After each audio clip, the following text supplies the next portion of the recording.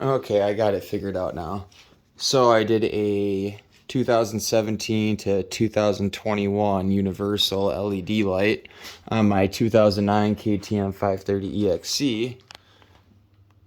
Looks like that. I thought it looked pretty cool. I figured it would have fit considering it's a universal, and I had assumed that the masks were all the same.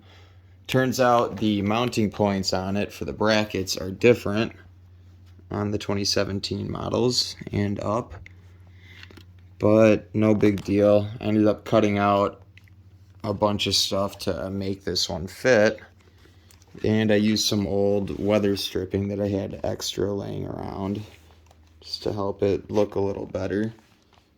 I might have lost a chunk somewhere. That's okay though, I'm not worried about it. Looks pretty cool and whatnot. I did have an issue where I thought everything would work out how I had it wired. I didn't test everything first. I just seen that the outer lights here were on the whole time. Right here, these little bars. And I had it on high beam at the time, seen those two worked. So from what I had read, wiring diagram wise, I figured everything would check out and be all cool, but that is not the case.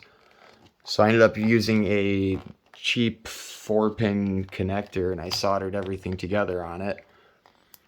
But what I just found out is you need to really splice together on this light, the white, which is constant power, I believe, and the blue, which would be low beam. Splice those two together, and then join it up to the other white wire. That way, no matter what, you have those thin bars on the whole time, and you have the top low beam lights on. Then you would have your ground wire, which on the light itself is black, and routes up to the brown wire on your bike.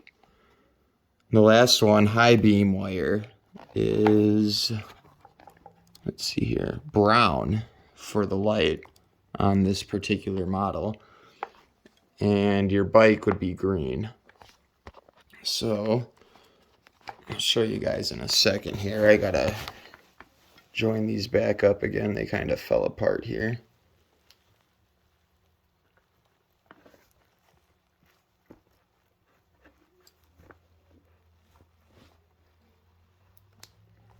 See, I just swapped some of them around. Then I realized that by swapping the constant with what I had it set up as originally, the sidebars weren't working at all.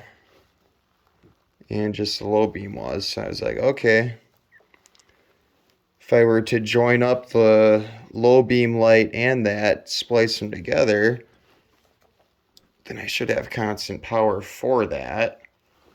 And when I hit the high beams on, then the high beams should turn on, which is the case. It was kind of cool how I had it set up, but I don't want to be blinding people while driving. Instead of just having the low beam turn on, it would just shut the light off and you'd only have the two side parts running. Thought that was sweet.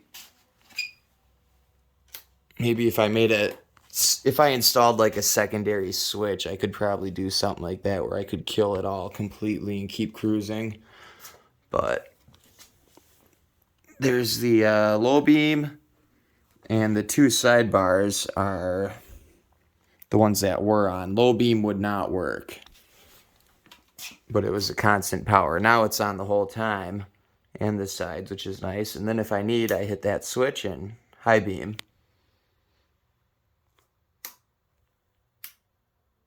You can see it's very bright.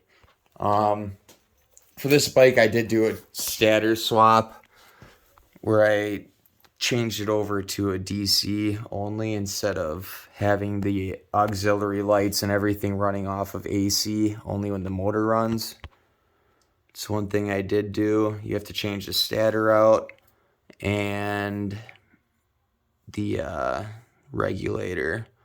It's got some weird funny name. It's like a voltage regulator though. It's right behind the tank up here. I'm not going to get a view at this moment. But yeah, maybe that can help anyone out if you're thinking of doing something similar. Rectifier, that's the name. Something rectifier. You have to swap that, and it's fairly straightforward. Costs like $180 maybe.